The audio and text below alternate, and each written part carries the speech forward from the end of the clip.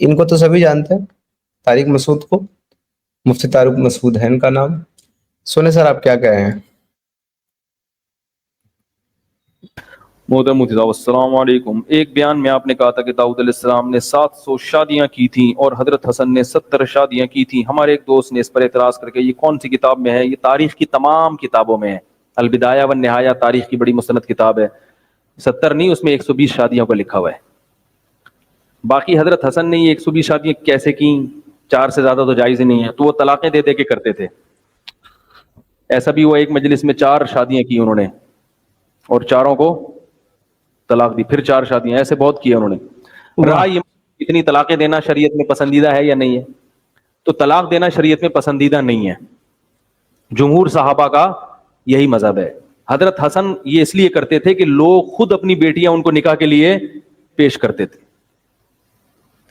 لوگ یہ کام کیوں کرتے تھے؟ اس لیے کہ وہ کہتے تھے بھائی حضرت حسن کا ارادہ نہیں ہے نکاح کرنے کا، وہ لوگ کہتے تھے بس آپ کر لیں. کیوں؟ رشتہ داری صلی اللہ علیہ وسلم سے جڑ جائے. بے شک آپ بعد میں طلاق دے دینا. سمجھ میں نہیں آ رہی بات؟ لوگ کہتے تھے بھائی چونکہ نکاح جب ایک دفعہ ہو جاتا ہے تو رشتہ ہمیشہ کے لیے، بے شک طلاق بھی ہو جائے تو رشتہ ہمیشہ کے لیے. دیکھو کسی عورت سے آپ کا نکاح ہوا تو اس کی ماں آپ کی ساس بن گئی. اب آپ اس عورت کو طلاق بھی دے دو گے تو بھی اس کی ماں سے نکاح، بولو بھائی نہیں، کیونکہ وہ تو ساس بن گئی. بیوی کا رشتہ ختم ہو سکتا ہے، ساس سسر کا رشتہ ختم نہیں ہو سکتا. واہ. اس سے اگر آپ کی اولاد ہو گئی، اب حضرت حسن بعض دفعہ یہ ہوتا تھا کہ اولاد ہو جاتی تھی اس سے، تو لوگ اس اولاد پہ فخر کرتے تھے کہ ہمارا جو بیٹا ہے، یعنی ہمارا جو نواسا ہے، اس کا نسب کہاں جا کے ملتا ہے؟ محمد صلی اللہ علیہ وسلم سے. تو وہ فخر کرتے بھائی نبی سے رشتہ داری. تو اچھے خاندان میں رشتہ داری کی جس کو قدر ہوگی اس کو یہ فلسفہ سمجھ میں آئے گا، جس کو نہیں ہوگا وہ کہے گا یار یہ کیا ہو گیا. یہی وجہ ہے کہ حضرت علی رضی اللہ تعالیٰ عنہ ایک دفعہ کوفہ کے ممبر پہ کھڑے ہو گئے اور لوگوں سے ڈانٹ کے خطاب کرنے لگے کہ لا تزوج الحسن، میرے بیٹے حسن سے اپنی بیٹیوں اور بہنوں کا نکاح مت کیا کرو، فإنہ مطلاق، یہ طلاق دے دیتے ہیں. حضرت علی کو اس پہ تھا تھوڑا سا کہ یہ طلاق کیوں دے دیتے ہیں. اچھا سدھارتھ بھائی یہاں پہ مجھے ایک بات رکھنا ہے. جی واسم بھائی بولیے. میں کہہ رہا تھا وہ امام حسین کا پوچھ رہے تھے، امام حسین کا، امام حسن کے چھوٹے بھائی جو کربلا کے شہید ہیں. اچھا حسین کا پوچھ رہے ہیں. ہاں تو کوئی بات نہیں ہے، کوئی مسئلہ نہیں ہے. حسن ہو یا حسین ہو، سب کے اندر جو ہے پیارے نبی کے ہی نین ہو.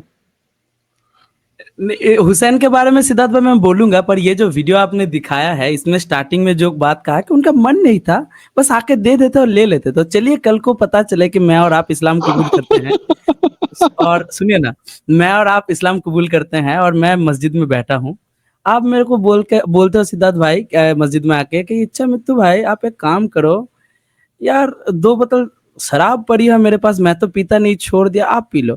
میں بولوں گا نہیں سدھارتھ بھائی میرا من نہیں ہے. میں ایسا 2-3 بار بولوں گا، آپ مجھے فورس کریں گے میں لے لوں گا. تو اس کے حساب سے وہ جائز ہو جائے گا نا مسجد میں بیٹھ کے پینا؟ ہاں ہاں بالکل. سدھارتھ بھائی تو اس لیے تو مرزا غالب نے کہا ہے کہ پینے دے مسجد میں بیٹھ کے گالی پڑھنا وہ جگہ بتا جہاں خدا نہ ہو. اور جیسے کہ ہمارے ویور نے کامنٹ کیا تھا امام حسین کے بارے میں، تو میں بولنا چاہوں گا کہ ان کا ایک چیز مجھے محمد سے بھی زیادہ برا لگتا ہے، ورس لگتا ہے، کہ آپ ایک چیز دیکھیے گا سدھارتھ بھائی کہ محمد نے اپنے لائف میں بہت سارے برے کام کیے ہیں، لیکن ہر بار انہوں نے نا اپنوں کو پروٹیکٹ کرنے کا ایک دائرہ یا پھر اپنوں کو نقصان نہ پہنچے ایسا ایک کوشش ہمیشہ مجھے ایسا دکھا ہے جتنا میں نے پڑھا ہے. کسی کو اور کچھ لگ سکتا ہے، لیکن یہ امام حسین کیا ہے کہ اپنے کچھ جائیداد کے وجہ سے مطلب پاور کے لالچ میں اپنے گھر والوں کو، اپنے گھر کے گود کے بچوں تک کا قتل کروا دیا سدھارتھ بھائی امام حسین نے.